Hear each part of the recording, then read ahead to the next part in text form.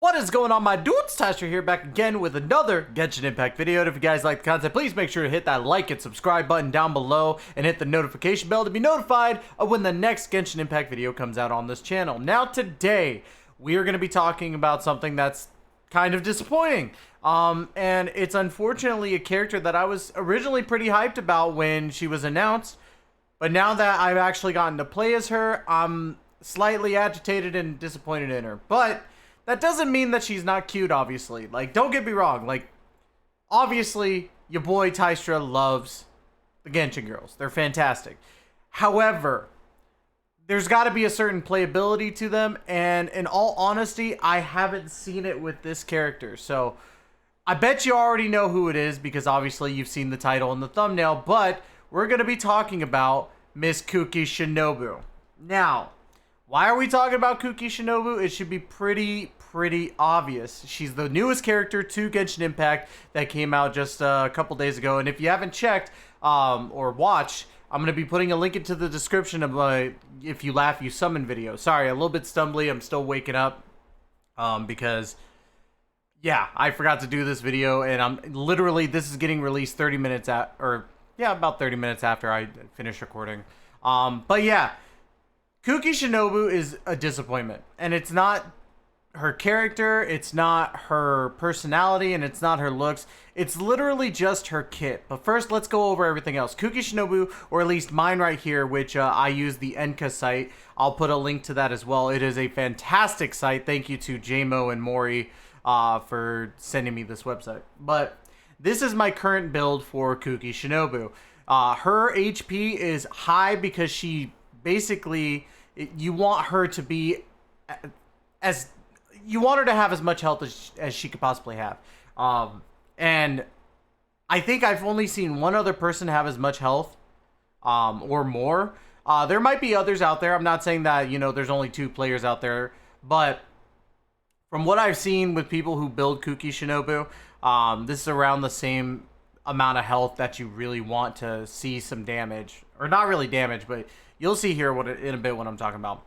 And then, of course, obviously we have the 4-piece Tenacity of the Millilith. I think that's one of her best suits. And now, granted, people are arguing like, hey, if you're gonna use anything, you want to use 2-piece Tenacity, 2-piece Noblesse, or 2-piece Tenacity, 2-piece Maiden Beloved. I went with the 4-piece Tenacity of the Millilith for this reason right here. I'm gonna go ahead and pull it up really quick because I want to make sure that I quote it exactly right.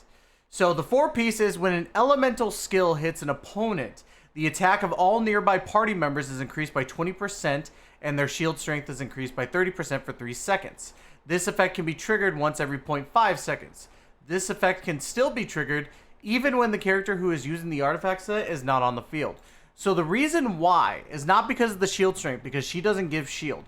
The whole point is to get that 20% extra attack for everybody else. So I was using kind of Kuki as the support. Now, you can still use a 2-piece Noblesse instead and do 2-piece Noblesse, 2-piece Tenacity. But that elemental burst damage that you're getting, the 20% from Noblesse, is only going to be for Kuki. And in all honesty, Kuki is not going to be one of those characters that you have on the field at all times. Kuki is going to be one of those characters that you activate her E, or you activate something else, and that's it. That's really all you're going to do with her. So, to everybody who is saying Kuki Shinobu deserves 2-piece, I'm sorry, I have to disagree. She is going to stay off the field as much as humanly possible for me. And that's not to say that, again, she's a bad, she kind of is a bad character. No offense. But at the same time, I still think that she has her benefits. Now, let's go ahead and talk about the stuff that she can do with her talents. Now, we already know that she's a one-handed sword user. I went with Skyward Blade because I wanted to get the energy recharge up to get her ult. But let's go ahead and talk about her burst first. Creates a grass ring of Sanctification at the cost of part of her HP, dealing electro damage to nearby enemies. Follows your current active character around, dealing electro damage to nearby enemies every 1.5 seconds, and restores HP to active characters within the ring's AoE based on Kuki Shinobu's max HP. The HP consumption from using this skill can only bring her to 20% HP. Now, what's really cool, and a lot of people aren't talking about this exactly, is that when you activate her E, yes, you get a percentage of your HP taken out, but she heals more than what her ring takes away. And I found that incredibly fascinating because she can infinitely heal characters and herself without ever having to worry about going to a statue. So that's one thing going for her, is that she is an infinitesimal amount of healing. However, the whole thing about her losing health sucks. Yes, Hu Tao does it as well, but there's a difference. Hu Tao is using it to bump up her strength. Kuki is losing hers to heal people. And I get that can be cool, but with the healers that we already have in place, you would think that there'd be a little bit more than just, oh, take away health to heal. And I thought it was cool at first, but think of characters like, you know, Barbara, who has the same type of skill and you don't lose any health. The only thing that happens is you become wet. That's it. So, in essence, Kuki Shinobu is already suffering from that. You know, even characters like Kokomi, yeah, it's a 5-star, but Kokomi's, you know, HP healing is fantastic. You don't have to worry about, you know, having to heal any lost health. So yeah, Kuki Shinobu has something very unique, but that's not very good unique. And that's quite unfortunate. Her burst stabs an evil, exonerated blade into the ground, creating a field that cleanses the area of all that is foul, dealing continuous electro damage to opponents within its AoE based on Shinobu's max HP. If Shinobu's HP is less or equal than 50% when the skill is used, the field will last longer. So it's cool in essence because you could do some damage, but again, I don't see her as a damage dealer, and that's the really unfortunate thing. That, like, it's just, I don't know. I find it quite, I don't know how to explain it. I'm just very disappointed. Her first ascension passive is when Shinobu's HP is not higher than 50%, her healing bonus is increased by 15%. So we've seen stuff like that with Hu Tao. She's built like Hu Tao, but for healing. And then her fourth ascension passive, Sanctifying Rings abilities will be boosted based on Shinobu's Elemental Mastery. Healing amount will be increased by 75% of Elemental Mastery. Damage dealt is increased by 25% of Elemental Mastery. Now, I'm going to tell you this right now. Do not build her as Elemental Mastery. I think that this is useless. And the reason being is because she is honestly a healer. And yeah, the healing amount will be increased by 75% of her Elemental Mastery. But the healing amount that you're going to get from your max HP is that much better, in my personal opinion. Now, if you choose to go Elemental Mastery, there is nothing wrong with that. I would say make Elemental Mastery one of your sub-skills because of the fact that, you know, again, it boils down to what you're going to get from her. Her constellations, and I'm running her at 0 constellation, but there is certain stuff that will help her with her constellations. So we're going to go with her first constellation. AoE is increased by 50%.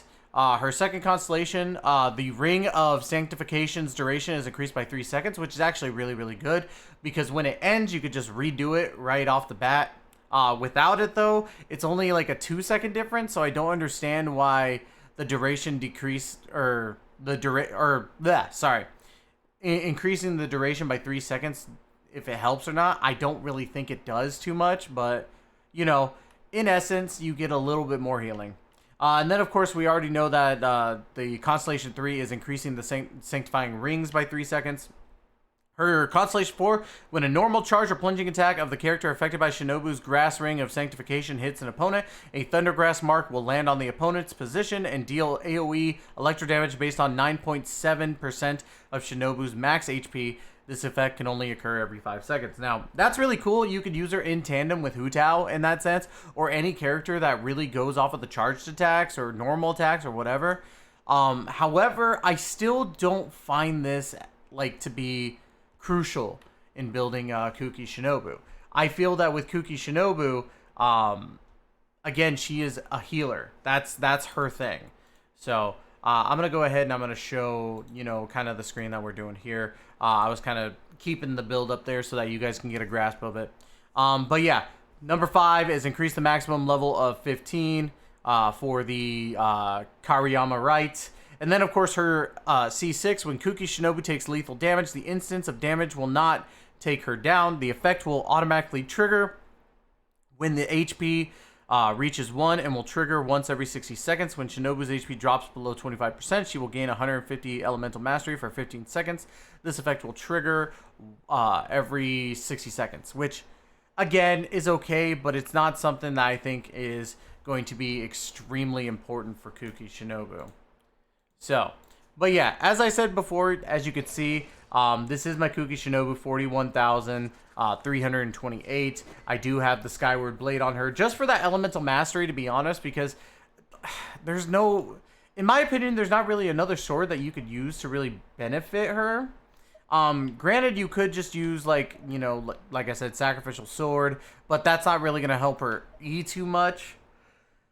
So, yeah, I mean, you could use something like Iron Sting here to get that elemental mastery, so I guess that could work, but at the same time, I'm like, you know, elemental mastery is not going to help too much, but yeah, you could technically do elemental mastery for that and get that little bit of extra, or you could even do the Alley Flash, which honestly, like, now there's a reason to use it just because of the elemental mastery for Kuki Shinobu, but again, I digress. If I'm going to choose one of the two, I'm probably going to do Iron Sting more than Alley Flash. But then again, you know, Alley Flash is good as well for this. But I went with the Skyward Blade for the time being just to get that energy recharge up so I can get that ult up. And then, of course, my talents are 252. To be honest, guys, I flubbed when it came to farming for her just because of the fact that I didn't farm the Spectral Hearts. So that's my bad. But really, there's no team to really show her off on, in my personal opinion. So I wanted to kind of show what I meant with the healing factor stuff. So let's go with Kuki Shinobu. You're going to activate your E, and then let's switch over to Ganyu. Obviously, the healing tick is not too bad. It's 2,000 every time, and that's like every 1 second, which isn't terrible at all. So as you can see, I'm doing pretty well. There we go, healing. But look at Kuki Shinobu's health. Let's go ahead and take it. Let's go ahead and talk about what I was talking about before. At least when you activate her E, you take away her health, we're back down to 20,000. Now, we were at 28 before, and as you can see, we're going to pass that. See, look. There we go. We're already vastly past the 28,000, and we're almost completely healed again. And look, boom, already I can activate it again. So, that's my point, is that a lot of Kuki Shinobu's stuff makes no sense to me when it comes to actually using her as a character. I don't see the reason for her to have the Sanctifying Rings extra, like, 30 seconds. Or not 30 seconds, 3 seconds duration. Because that doesn't entirely help anything, really. Because she's good. Maybe it helps with not having to switch out as much, I guess. But even then, I'm just like, okay, you have to switch out, you know, 3 seconds later to get her back out. Because you're not going to keep her on the field, personally. I don't understand why they made her so weak in this sense. Like, like you have her with this ult right here, or this burst, and the burst doesn't really do anything that's going to be beneficial to what Kuki Shinobu actually does. Like, yeah, you're gonna get the AoE based on Shinobu's max health, but honestly, like, okay, you know. And then of course the 50, if you have it at 50%.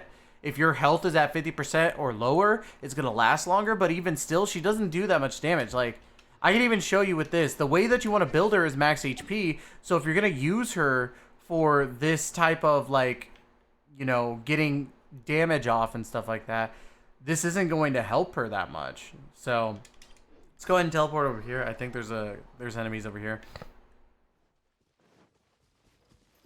There's enemies somewhere. I know that. I think, sorry, I didn't plan for the, I honestly planned for this to end a little bit ago, but we're gonna show off just the damage that we could do with, her burst. Here we go. There's some enemies. But I will say she's hot. Like, she's got thighs and everything, but that's about it. So, let's see, we got that. Look at that, you did a decent amount, which was like 1,000 per tick, and the tick was like, what? You know, like a couple hits. But at the same time, you're not doing a lot of damage, in my personal opinion, comparatively. Now, you could also do stuff like this, and then switch. And then there is something good about this because you get a little bit of electro, and then you could get, you know, your elemental reactions off. But at the same time, it's just to me. Like, I'm very disappointed with Kuki Shinobu. Very, very, very disappointed. So, but yeah, guys, that's gonna be it for me today when it comes to Kuki Shinobu.